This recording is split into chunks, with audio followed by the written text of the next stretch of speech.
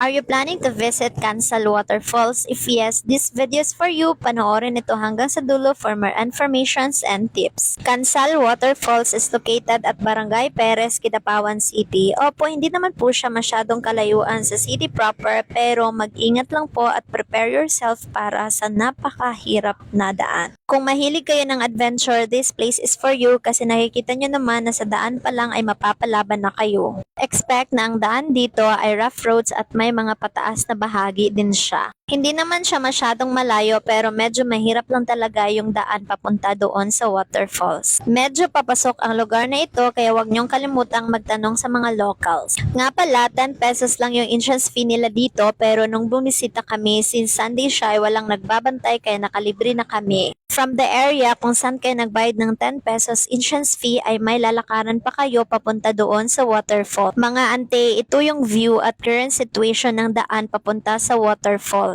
Tip ko lang sa inyo ay huwag talaga kayong magchanelas dito at magsuot talaga kayo ng sapatos. Alam nyo bang maputik at madulas ang daan papuntang waterfalls since pagpunta namin ay umuulan siya. Tip ko lang sa inyo na kapag bibisita kayo sa Kansal Waterfalls ay maaga kayong pumunta kasi kami hapon na at umuulan pa. Hindi ko man lubusang maipakita at ma-explain sa inyo pero sobrang fresh talaga ng hangin dito. Alam nyo ba na dito nanggagaling ang water supply na nagsusupply ng water sa Kidapawan City? Dito nyo din matatagpuan ang napakagandang tanawin ng mga punong kahoy, parang virgin forest pa talaga siya. May mga part dito papuntang waterfalls na senemento na pero medyo maputik pa din siya at ingat-ingat lang. Medyo delikado din ang daan dito since maliit lang siya at maputik pa at may bangin pa dito sa gilid. Pero wag kayong mag-alala kasi akalain nyo kami nga kinaya namin na may bata kaming dala, kayo pa ba kaya?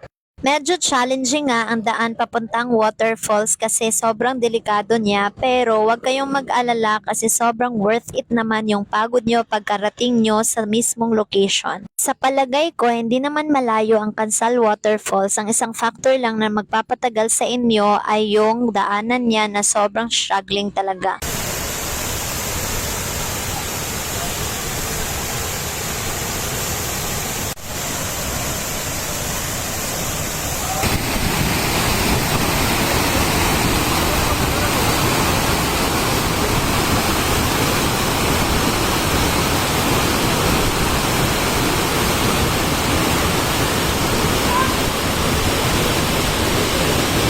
Alam nyo ba na sobrang lamig talaga sa mismong waterfalls kasi sobrang hangin niya at sobrang lamig talaga ng tubig. Kung nakakakita kayo ng ice bath challenge ay pwede nyo siyang gawin dito na hindi nyo na kailangan talaga ng ice sa sobrang lamig niya. Isa sa pinakamagandang spot ay dito talaga sa malapit sa waterfalls kasi sobrang rinig na rinig at kitang-kita mo talaga yung tubig sa waterfalls.